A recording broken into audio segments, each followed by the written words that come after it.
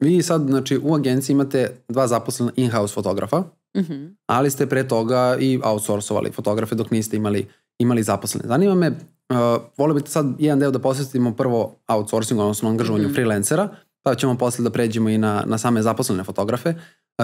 Zanima me po kom osnovu ste birali fotografe za saradnju, kako ste ih nalazili, kako ste baš odabrali tog jednog ko će da vam radi taj neki projekat za klijenta? Pa ovako, fotografi prosto, to i sam znaš, se nekako odrede. U smislu, ja sam fotograf za, pa sad upiši. U smislu, svako ima neki svoj, kako da kažem, brand na kraju krajeva.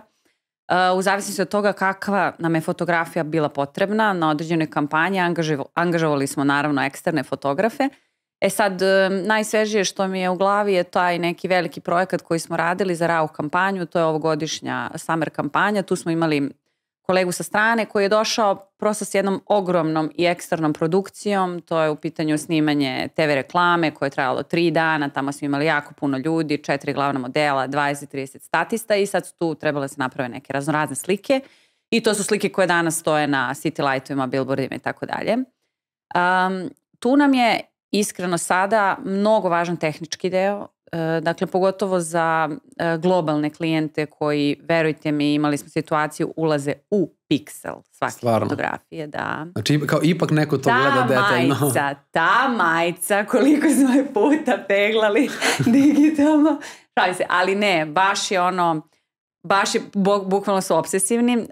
Mnogo nam je bilo važno da bude čovjek sa iskustvom koji je već 1000 puta slikao modele. Tu nam je, na primjer, ono što ja gledam kod fotografa i kad razgovaram sa ljudima, meni je za tako veliku stvar, za tako veliku kampanju, na kraju krajeva za tako ograničeno vreme snimanja, mnogo bitan rad sa modelima. I ako fotograf tu nije dobar, sad ti konkretno pričam zato što je to bila takva kampanja pa mi je važno bilo, tu je to presudilo. U smislu ne samo, ok, tehnički deo naravno, ali kad to prođemo to vrlo brzo vidiš, portfolio, to je to.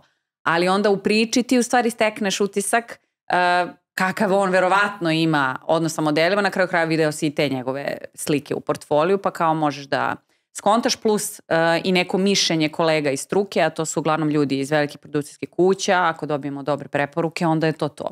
Znači, u suštini, sad ovako kad ti pričam, stvarno i sama shvatam, to je malo zatvoreniji krug, kao kako mi dođemo, na primjer, do tog fotografa.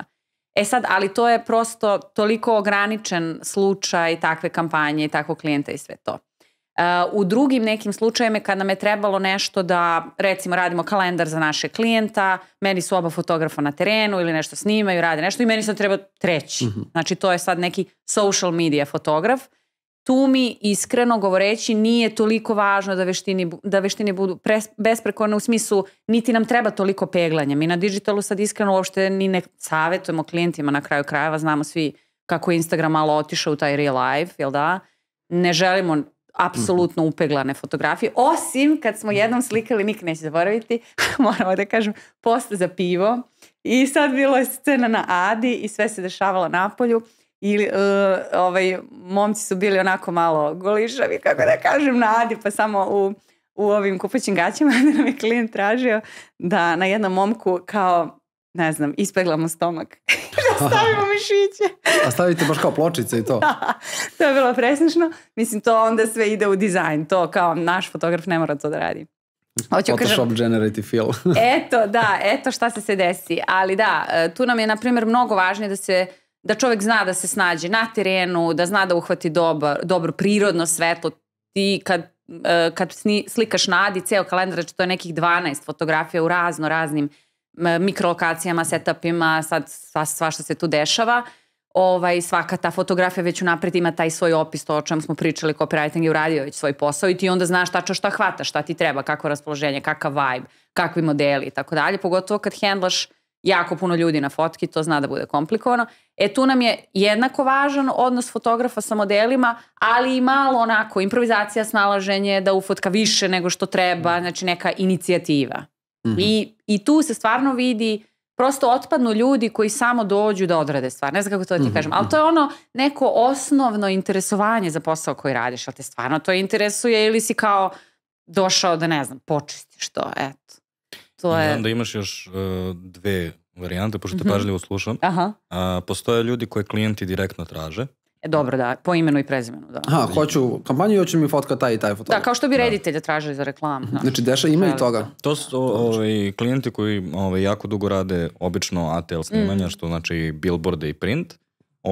I jednostavno, kada izgravde poverenje u nekoga, ti imaš taj jedan dan snimanja. Taj jedan dan snimanja košta Boga oca i ti ne želiš u tom trenutku da rizikuješ da bilo šta pođe naopako. I to nije obavezno fotograf koji ima neki svoj lični potpis, nego je to fotograf kome ti veruješ da će sigurno u svakom trenutku izvući tačno ono što ti želiš. I nekada dobijemo imenom i prezimenom ili 2-3 imena i prezimena, kao ja radim s ovim fotografima, izaberite jedan. I poslednja stvar, to je fotografi koji imaju svoj veoma autorski lični potpis, kao što bi Bugi, na primjer, bio. Dobro. I onda ti u samom procesu kreative ti se već namešta kao, želimo da napravimo neku priču koja je veoma iskrena, sirova, dolazi sa ulica i onda hoće slike. Dokumentarna. Therefore Bugi. Da, malte nego već da namestiš što ti kažeš, da. A jel volite kada dobijete takav upit od klijenta gde on već kaže, hoću da mi fotka taj i taj. Koliko vam to odmah olakša celokupan proces, da već znate da imate fotografa koji je, da kažem, sigurica za tog klijenta?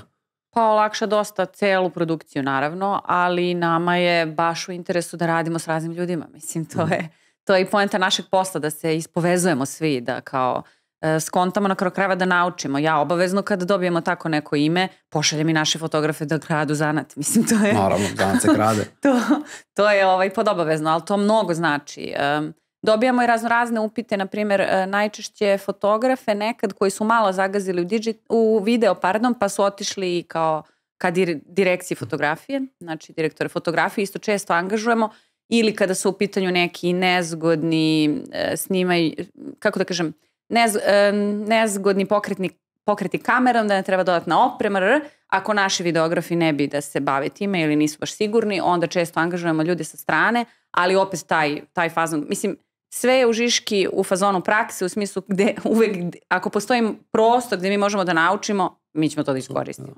A šta više preferirate, da angažujete i radite sa fotografima koji imaju neki svoj lični potpis kada vi birate, ili da znate da je to 100% pouzdano? Pošto opet ima i dosta fotografa koji imaju svoj lični potpis, ima fotografa koji su, kad gledamo samo fotografije, oni su umetnici. Oni su rođeni umetnici, ali recimo poslovno su loši. I to ima, ajde da kažem, generalno svi koji naginju više na tu umetničku stranu, poslovanje i biznis deo i malo možda manjka, ne svima, čast izuzecima, ali ajde da kažem, ako gledamo umetnike generalno, sa kim više volite da radite? Da li vam je bitno da to bude unikatno ili da to bude pouzdano?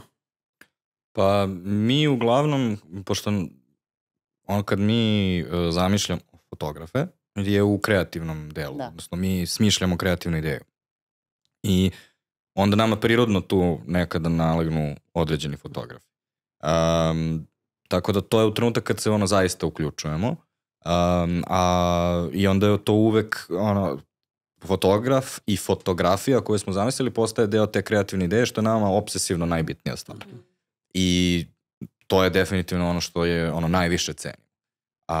A onda kao dođe Jelica i onda kaže, ništa od toga od vaše kreative neće se desiti ako ja ne napravim da se desi, zato ovaj lik mora da dođe na snimajući dan. Zavisi od situacije, do situacije je kada ti šta treba. Svašta igra igru, da, ali najvažnije u kreativi se desi sve te odluke. Tako da ti posle, u suštini, tvoj izbor diktira ovamo šta smo zamislili. To je to. Ako vam je ovo bilo zanimljivo, pogledajte ceo podcast na YouTube-u ili na svim streaming platformama i zapratite profil za još zanimljivih priča o fotografiji.